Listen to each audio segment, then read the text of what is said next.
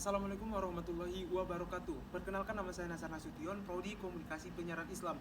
Nah, sekarang saya sudah berada di kantor BNN, Badan Narkotika Nasional Mandailing Natal. Nah, di sini saya akan menanyakan bagaimana penanggulangan dan pencegahan narkoba di untuk pemuda-pemuda yang ada di Mandailing Natal ini. Saksikan selanjutnya peristiwa-peristiwa yang akan saya tayangkan di media sosial saya. Assalamualaikum warahmatullahi wabarakatuh. Sekarang saya sudah berada di kantor BNN, Badan Narkotika Nasional Kabupaten Mandailing Natal. Nah, di samping saya sudah ada Ibu Farida Nasution sebagai penyuluh BNN Mandailing Natal. Ya. Oke, nanti terima kasih Bu sebelumnya untuk meluangkan waktu Ibu, dan terima kasih atas kesanggupan Ibu. Ya, sama-sama. Nanti Bu, di sini saya akan bertanya beberapa pertanyaan tentang seputar narkoba di Kabupaten Mandailing Natal ini.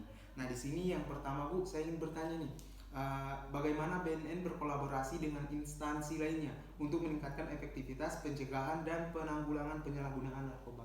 Ya, kita sebenarnya dari BNN, baik dia mulai dari pusat, provinsi sampai kabupaten, kita itu selalu berusaha menggandeng instansi lain maupun stakeholder yang bisa kita ajak bekerja sama, ya, baik di instansi pemerintah, swasta, masyarakat maupun lingkungan organisasi. Nah, kalau dia di lingkungan pemerintah, otomatis ke semua OPD, ya, di semua dinas kita melakukan kerjasama.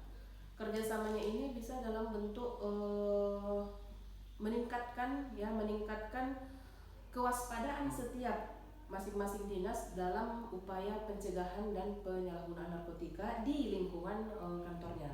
Ya, begitu juga dengan lingkungan kerja swasta, misalnya bank. Ya, itu yang paling rentan, itu juga kita menjalin kerjasama. Tetapi pelaksanaan kerjasama ini kita tidak terus-menerus kita maksudnya tidak terus-menerus kita kita monitor terus, enggak. Palingan nanti setelah kita bina dia misalnya dalam 1 tahun berjalan, tahun berikutnya kita hanya memonitor secara sekali 3 bulan ataupun sekali 6 bulan saja gitu. Nah, kalau seperti tadi yang adik tanyakan, dengan instansi mana saja, sebenarnya hampir semua kita melakukan kerjasama, karena kita sama-sama tahu bahwa untuk pemberantasan penyalahgunaan narkotika ini tidak akan mungkin hanya dilakukan oleh BNN dan kepolisian saja, itu tidak akan mungkin.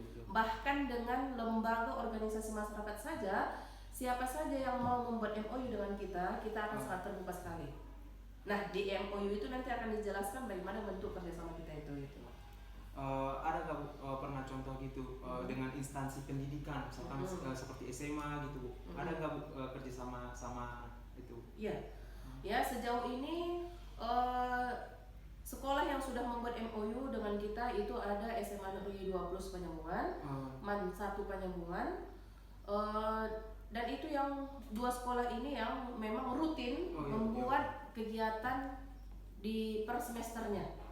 Ya, bahkan kalau untuk SMA Negeri 20 Penyambungan, mereka sudah bisa melakukan tes urin secara mandiri. Yang artinya pembelian alat tes urinnya ini difasilitasi oleh sekolah, bukan dari dana BNN. Ya, kita kesana hanya sebagai penguji saja gitu. Ya, jadi itu mungkin yang bisa dicontoh oleh sekolah lain di kabupaten kita. Berarti sudah bisa kita simpulkan dari pertanyaan pertama itu Bu, kalau penanggulangan atau berkolaborasi dengan instansi lain itu sudah bisa kita bilang itu berhasil gitu Bu? Ya. Berarti udah. Selanjutnya Bu, ada di sini, ada nggak langkah-langkah konkret yang BNN ambil dalam menanggapi tren baru atau pola peredaran narkoba yang muncul? Langkah konkret yang bisa kita lakukan untuk menyikapi permasalahan yang ada di seputaran penyalahgunaan dan peredaran gelap narkotika ini, yang pertama itu adalah upaya pencegahan. Ya, pencegahan itu jauh lebih efektif daripada upaya rehabilitasi dan pemberantasan. Makanya kita harus melakukan upaya pencegahan ini di awal.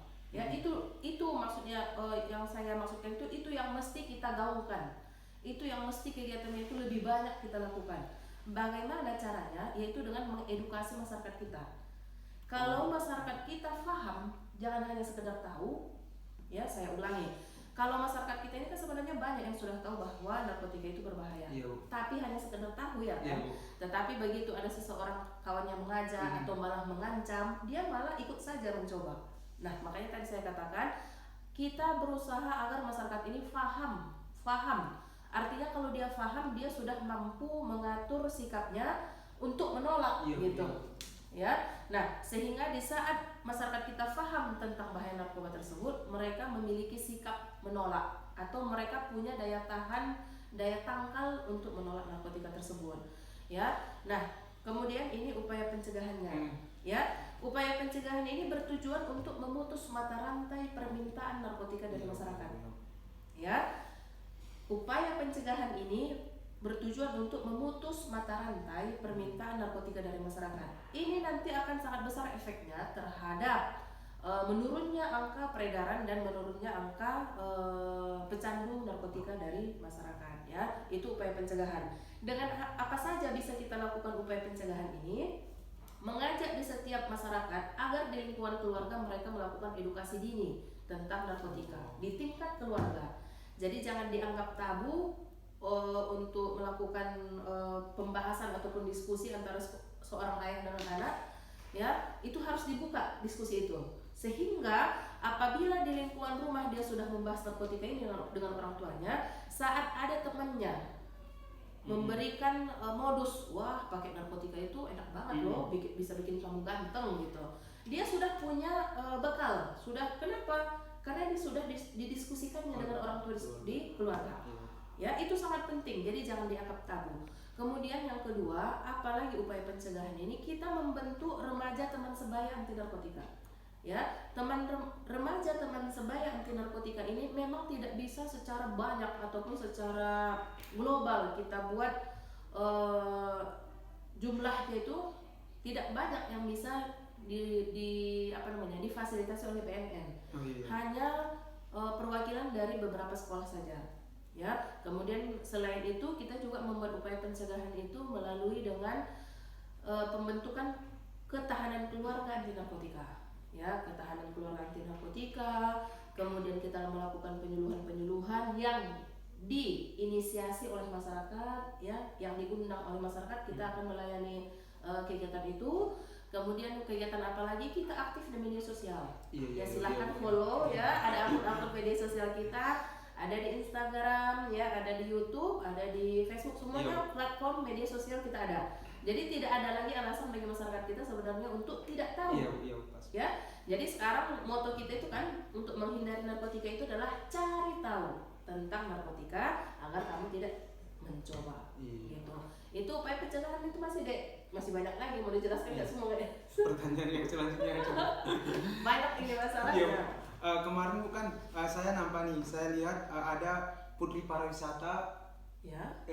Dia buat slogan kayak edukasi buat pemuda-pemuda yang ada di Mandailing Natal ini tentang narkoba, untuk menjauhi narkoba. Itu Bu kerjasama atau gimana Bu? Itu sudah termasuk edukasi dari BNN itu Bu atau tidak? Sejauh ini kalau untuk Putri Pariwisata tersebut itu memang tidak ada MOU yang jelas antara BNN dengan beliaunya. Tetapi saya rasa kontribusi beliau terhadap upaya pencegahan ini itu diapresiasi oleh BNN. Ya, kenapa? Karena beliau dengan sadar dan sukarela mau menghayal-hayalkan mencegah narkoba gitu. Putri Pariwisata sangat bersemangat, saya sekali dengan edukasi tersebut sama tim-tim lainnya Bu. Oke, berarti kan ada dampak. Ada dampak. Ya, ada dampak pencegahan yang dilakukan oleh BNN terhadap masyarakat. Gitu. Terus Bu, ada lagi gini Bu, kemarin saya nampak di Visit Madinah tentang tempat-tempat yang rawan akan narkoba Bu. Itu di kawasan mana saja Bu di Kabupaten Mandailing Natal ini? Ya. Kawasan narkoba itu bisa kita bedakan antara rawan memproduksi dan rawan penyalahguna dan peredaran.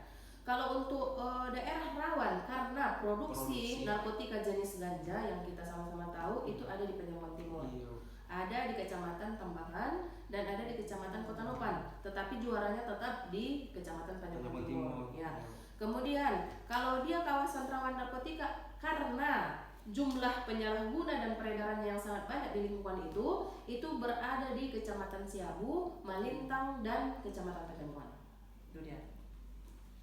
Berarti Bu di Panjabungan Timur itu tadi rawan akan produksi. Nah, dengan itu Bu, ada nggak berapa luas ladang ganja yang sudah dimusnahkan di Kabupaten Mandailing Natal ini Bu? Iya. Selama tahun 2023, ya ini kita sudah memusnahkan ladang ganja kerjasama dengan BNN RI dan BNN Provinsi Sumatera Utara, kerjasama dengan Polri dan kerjasama dengan TNI. Kita alhamdulillah sudah memusnahkan ladang ganja itu sekitar 13 hektar selama tahun 2023. Di tahun 2022 itu ada sekitar 8 hektar.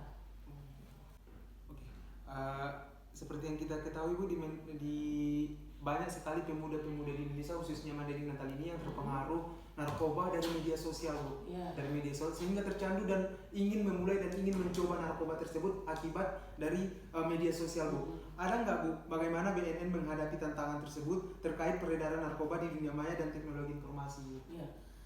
Saya luruskan sedikit ya. Saya rasa bukan kecanduan narkoba melalui media sosial, tetapi informasi tentang modus dan promosi narkotika ini mungkin didapatkannya melalui media sosial gitu ya, sehingga dia terdorong untuk mencari narkotika ini melalui agen-agen gitu. Nah, apa upaya yang dilakukan oleh BNN? Yang telah dilakukan oleh BNN, kita punya cyber security. Security di dunia maya ataupun secara bisnis intel Bu. Bisa ya. Tetapi kalau untuk ini mencakup seluruh Indonesia. Jadi mana yang kabar-kabar hoax, mana yang promosi tentang narkotika itu diamankan melalui tim ini gitu, tim cyber security.